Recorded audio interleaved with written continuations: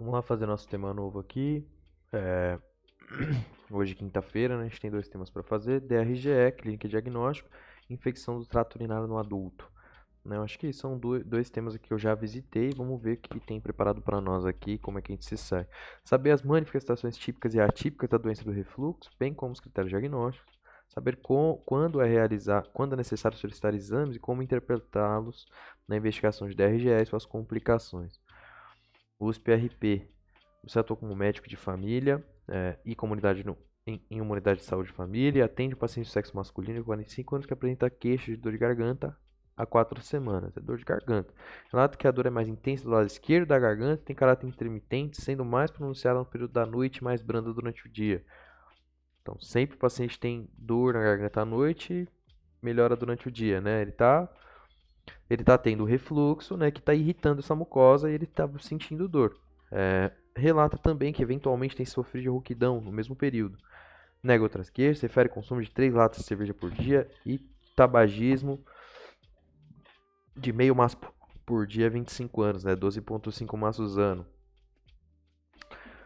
No exame físico, você identifica um paciente em bom estado geral e obeso, né, obesidade também, né, fator de risco aqui para a nossa condição. No exame da cavidade oral, você observa a discreta hiperemia na orofaringe, mais pronunciada à esquerda, sem outras alterações. Para que lado que ele dorme?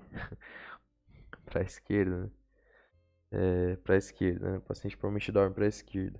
Angina de Plot Vincent eu não conheço. Carcinoma espinocelular de orofaringe poderia ser isso daqui, né? Mas a gente teria que observar aqui um relato de perda de peso, né? Aqui ele está só com dor mesmo. Então, por enquanto, a gente vai ficar com doença do refluxo esofágico aqui. Normalmente acontece em indivíduos mais velhos. Ao exame físico, nota-se lesão vegetante ou ulcerada. No exame físico? Na hora eu faringe sim, né? Não consigo olhar. Em relação ao refluxo gastroesofágico, a ação alternativa correta. O RGE é um processo fisiológico normal, não. A litose, otalgia, problemas dentários e alteração da voz não fazem parte dos sintomas. Tá. Problemas dentários e alteração na voz, com certeza. A manometria é o exame ideal para quantificar o RGE e correlacioná-lo com os sintomas do paciente. É a manometria aqui. A presença de hérnia hiatal paraesofagiana é praticamente obrigatória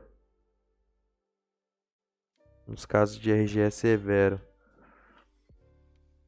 Então, refluxo gastroesofágico aqui, se está subindo, está fazendo refluxo, né?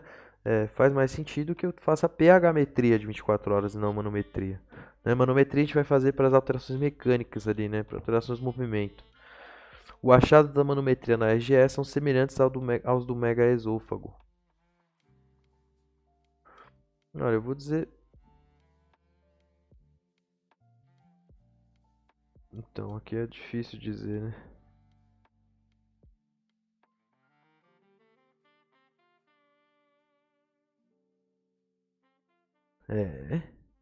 Todas as pessoas têm refluxo gastroesofágico, o que não tem os sintomas, né? Será que essa é a ideia? Vamos dar uma lida aqui nesse texto.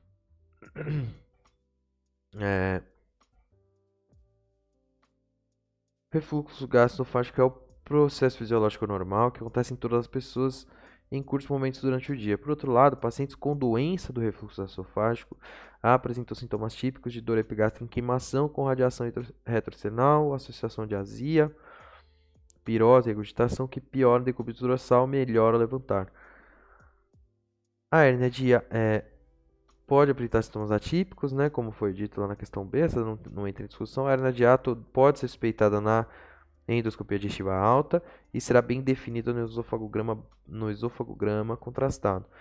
Podem ser deslizamento, toda transição esofágica migrou para o tórax, e de rolamento. O fundo gástrico migra para o tórax, mas a transição gastroesofagogástrica permanece na mesma posição, e mistas. Pode haver refluxo sem hérnia de hiato e hérnia de hiato sem refluxo. Na doença do refluxo gastroesofágico, a manometria mostra um relacionamento inadequado, né? A pH-metria é utilizada para quantificar o refluxo ácido e correlacionado com os sintomas do paciente. Então essa é a ideia aqui, a pH-metria mesmo, tá correto.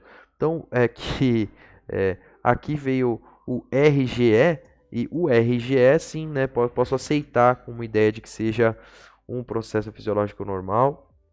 A doença do refluxo gastroesofágico é a manifestação de sintomas por causa deste RGE. Encaixa aí um conceito que aborda uma ideia diferente. Homem de CES Pernambuco, 2020. Homem de 31 anos, com IMC de 33, né? Obesidade, fator de risco. Refere a sensação de regurgitação amarga, pirose e rouquidão há 2 meses. Relata ainda salivação frequente, pigarro e dor no ouvido. Durante a consulta cirúrgica para tratamento de doença do refluxo, foi avaliada a presença de sintomas esofágicos típicos, atípicos e sinais de alarme. Em relação a esse quadro, é correto afirmar que existem sintomas clássicos de hérnia hiatal. Existe um sintoma de alarme e devemos fazer endoscopia. Qual que é o sintoma de alarme aqui? Regurgitação, pirose e rouquidão. Rouquidão chama atenção aqui, viu? Existem 2 sintomas atípicos. Não existe sinal de alarme. Regurgitação, amarga, pirose, rouquidão, pigarro e dor no ouvido. Existem 2 sintomas atípicos.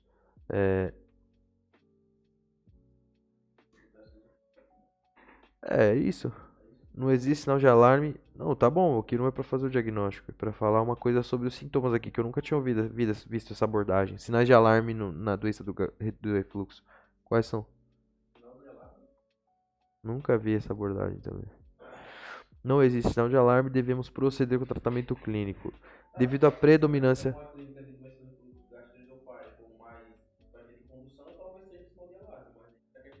Mas nunca ouvi essa ideia de sinal de alarme do DRGE.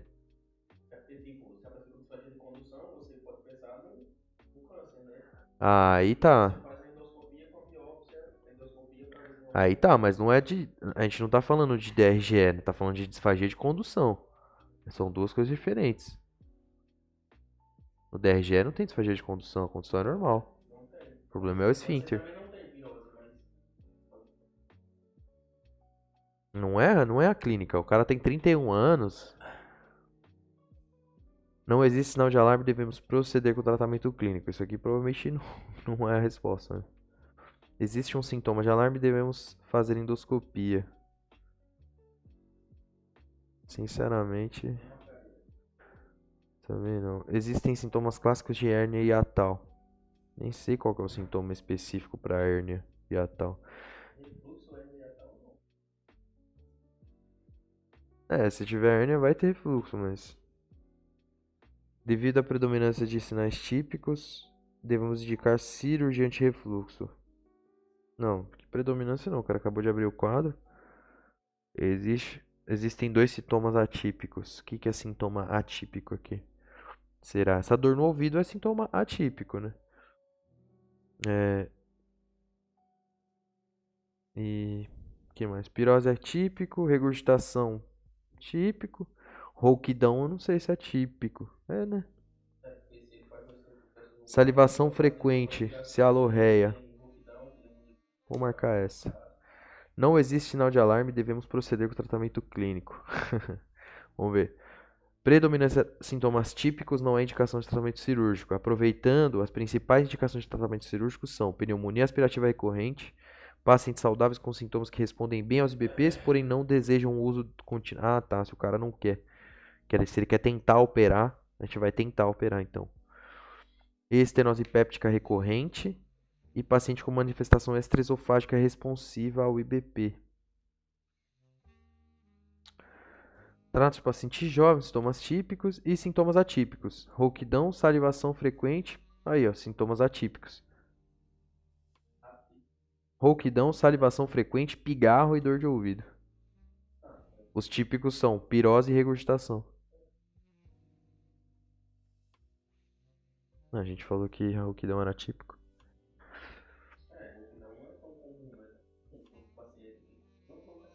É,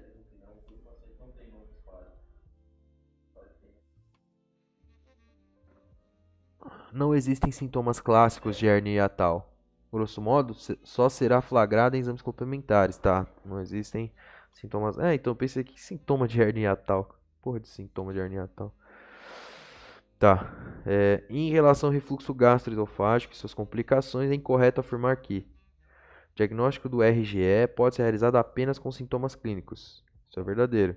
O uso de IBPs nos pacientes com esôfago de Barrett é desnecessário e ineficaz a longo prazo. Como é que é?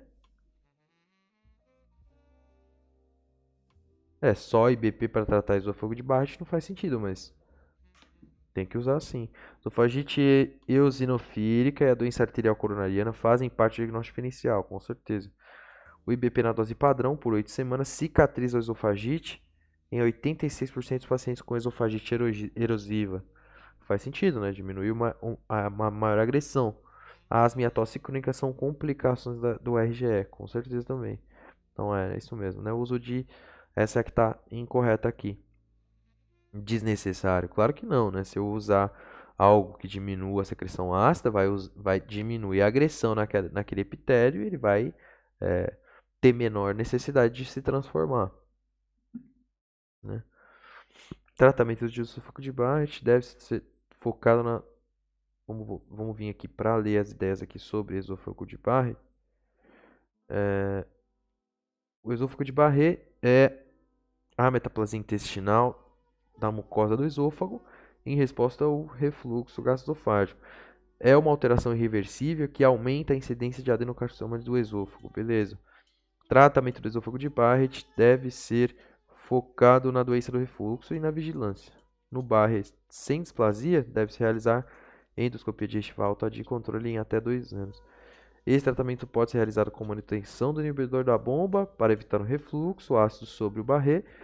Em pacientes muito jovens, pode-se optar pelo tratamento cirúrgico do refluxo, evitar a medicação contínua, né? Até porque inibidor de bomba de próton tem risco de algumas coisas, inclusive uma dessas coisas a gente viu ontem, né? Demência por deficiência de B12 ou anemia por deficiência de B12. Paciente do sexo feminino, 52 anos, procura ambulatório com queixa de azia e regurgitação há 10 meses. Relata que já fez uso de inibidores de bomba de próton sem melhora significativa. Nega qualquer outro sintoma. Como é que ela usou esses inibidores da bomba de prótons, né? Tem exames realizados: endoscopia, presença de hernia hiatal de 2 cm, sem esofagite e ultrassonografia do abdômen superior sem anormalidades. A paciente deseja ser submetida à cirurgia e, nesse caso, quais condutas seria mais fazer a cirurgia? Ela quer fazer a cirurgia. Realizar a radiografia. Indicaria a cirurgia de acordo com a vontade do paciente. Ela já tentou fazer o tratamento, né? Não quer mais usar o remédio? Acho que é isso. Não. Legal. Falou agora na explicação da questão anterior, que era essa ideia. Vamos lá. Trata-se. Vamos ver o que ela tem de exame, né? Endoscopia, tem hérnia, não tem esofagite. Tá.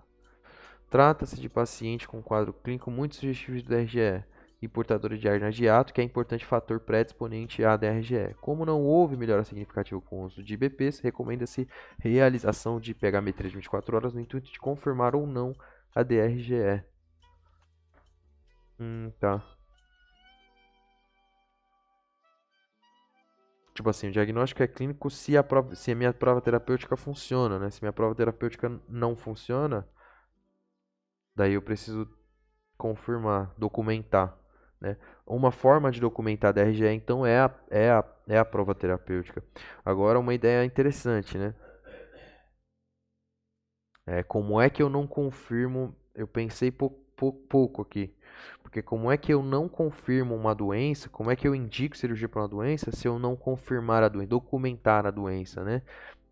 Indicação de cirurgia é mais quando. Indicação de cirurgia sem documentar, né? Ainda mais cirurgia eletiva aqui, sem documentar, é mais comum para a gente fazer quando o paciente está instável, o paciente está grave, né? A única maneira de salvar a vida dele, etc. Né? Aqui não é o caso. Como não houve melhora significativa, então a gente vai fazer pHmetria de 24 horas. Tratamento com antiácidos não está indicado, pois sabidamente são inferiores aos IBPs, né? Isso aí eu não responderia nunca. Manometria não faz diagnóstico de DRGE, né? É importante apenas no pré-operatório da funduplicatura para decidir a melhor técnica operatória. Tá? O diagnóstico da DRGE não está confirmado para pensar em tratamento cirúrgico. A radiografia contrastada é bem inferior à pH-metria de 24 horas, né? Então essa é a ideia aqui, né? Não é simplesmente a minha paciente fez uso do inibidor da bomba e tal. Agora, se ela faz uso de inibidor de bomba, então qual que é o caso, hein? Qual que é o caso, hein? Bom, essa é uma decisão que não vai ser minha também, né? Com certeza absoluta. Acho que nem vai cair numa questão de prova isso. Né? O paciente está fazendo uso de BPs, mas não quero mais usar. E aí, quero operar. De qualquer maneira, a gente faria exames para poder... Faria alguns exames pré-operatórios, né? USP-R1, homem de 42 anos, queixa-se de tosse seca há 6 meses, piora nos esforços e ao decúbito. A radiografia de tórax está mostrada a seguir. Essa é a foto, né? Um parênquima aqui meio que não está...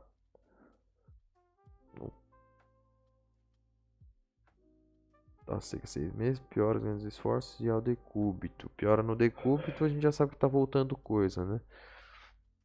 Agora aqui é uma hérnia, né? Isso aqui é uma hérnia tal, né? Broncoscopia com lavado, ecocardiodoppler, angiografia torácica e endoscopia digestiva, né? Qual exame complementar é necessário para avaliação da causa da tosse? Esse tubo aqui tá estranho, hein? Esse tubo aqui tá estranho, hein? Esse aqui parece uma hérnia. Paciente já com tosse crônica piora os grandes esforços e o decúbito é muito sugestivo de DRGE. O raio-x de tórax mostra uma imagem de nível hidroaéreo no tórax, podendo significar grande hérnia de hiato ou até mesmo um sinal de megaesôfago. Próximo exame de investigação é a endoscopia digestiva alta. Vamos pegar essa imagem aqui, copiar a imagem e trazer para a tela para a gente poder avaliar ela um pouco melhor, porque ela não está tão simples assim de avaliar. Copiei a imagem com a qualidade de Guitalha mesmo. Vamos trazer aqui para a tela, né? É um estudo ativo, né? Não tem jeito. É um estudo ativo, né? Então aqui eu trouxe a imagem usando o Paint mesmo. E aqui dá pra ver, né? Aqui fica mais claro pra nós, eu acho. Aqui eu acho que fica mais claro pra nós, né? Vou pegar um desse aqui. Tá grande esse aqui.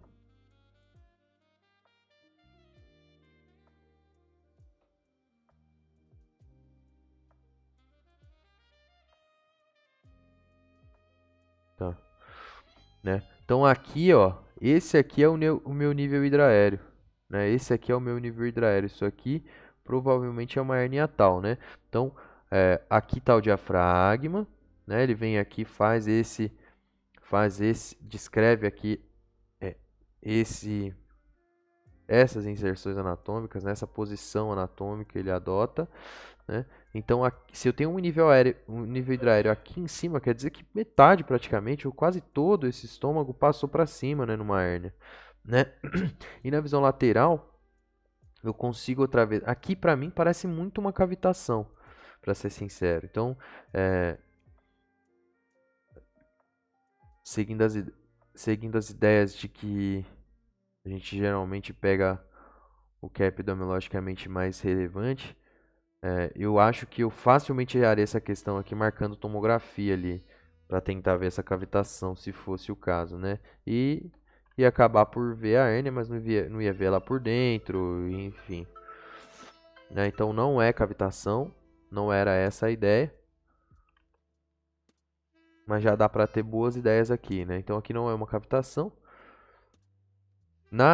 Nessa frontal aqui, se a imagem tivesse maior, um pouco melhor ali, com certeza que consegui identificar um pouquinho melhor, né? Mas dá pra ver sim, né? Aqui é a curva do estômago mesmo, olha. Aqui são as curvas do estômago mesmo, aqui é o nível hidroaéreo, isso aqui é ar, isso aqui é fluido, conteúdo intestinal, né? Então tá, agora acho que deu pra melhorar um pouquinho. Mas ainda tô bem mal aqui nas questões de DRG, achei que ia estar muito melhor. Acertei essa por... Aí, mais um nível hidroaéreo, né? Olha lá, esse aqui tá bem claro. Mulher de 60 anos de idade refere dor epigástrica, tosse e náuseas após refeições há cerca de 1 ano, né? Toda vez que ela come, Realizou radiografia de tórax com imagem abaixo. Qual o diagnóstico mais provável? Aí sim, né? Hérnia gástrica hiatal, né? O nível de hidrário bem grande, né? O que teria a ver o abscesso pulmonar com o fato dela comer e começar a tossir, né? Tosse e náuseas após as refeições. Após as refeições. Ela só tosse depois que come. Hérnia gástrica. Aí sim, aí tá mais claro com a imagem. Complementação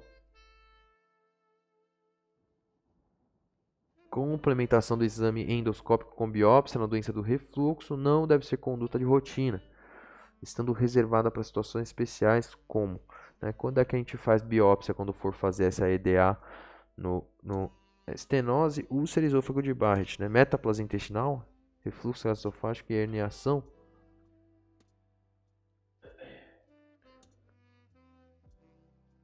Herniação, estenose, erosão da mucosa, estenose e refluxo.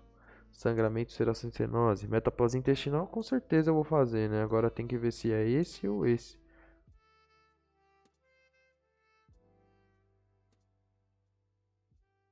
Acho que é esse aqui mesmo. Isso aí. Estenose, úlcera e esôfago de Barrett, né? Metaplasia intestinal e esôfago de Barrett aqui tem o mesmo significado, mas foi exatamente o que a questão quis testar ainda, né? Se você entende, se você sabe que esôfago de Barrett é metaplasia intestinal. Essas são as indicações: úlcera, estenose, epitélio metastásico, digestivo de Barrett, pólipo sentinela, claro, né? Irregularidade da mucosa, podendo corresponder à área displásica, né? A mucosa mudou demais ali. Aqui não tem o vídeo de orientação para DRGE. Saber as manifestações clínicas típicas e atípicas. Não sei as típicas e atípicas. Saber quando é necessário solicitar exames e como interpretá-los na investigação do DRGE. Vou marcar aqui não também, para essas duas coisas aqui. E ITO, né? ITO no adulto. Tem 9 questões, o vídeo já tem 22 minutos. Eu vou fazer um vídeo separado aqui e vou fazer a pausa.